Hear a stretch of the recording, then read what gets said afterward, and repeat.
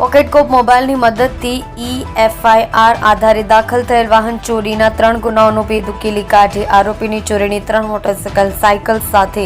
પકડી પાડતી Kapodra surveillance team.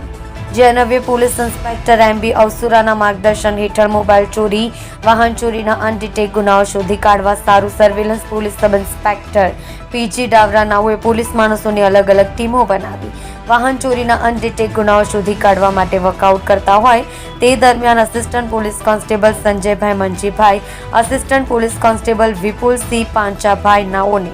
અંગત અને વિશ્વાસુ બાતમીદાર મારફતે મળેલ બાતમીને આધારે કાપોદ્રા પોસ્ટે વિસ્તારની ચોરી થયેલ 3 મોબાઈલ સાયકલ સાથે કાપોદ્રા 4 રસ્તા પાસેથી આરોપી રોહિત ઉર્ફે લાલો વિનુભાઈ દોંગા, ઉંમર 34, ધંધો છૂટક મજૂરી, રહેવાસી બોમ્બે કોલોની પાસે, ફૂટપાથ ઉપર, વરાછા, સુરત મૂળ, રહેવાસી મીઠાપુર, ડુંગરી, તાલુકો ધારી, જિલ્લો અમરેલીને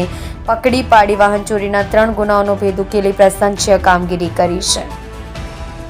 જો રાજેશ મંગલી સાથે સુરત એક્સપ્રેસ ન્યૂઝ ચેનલ.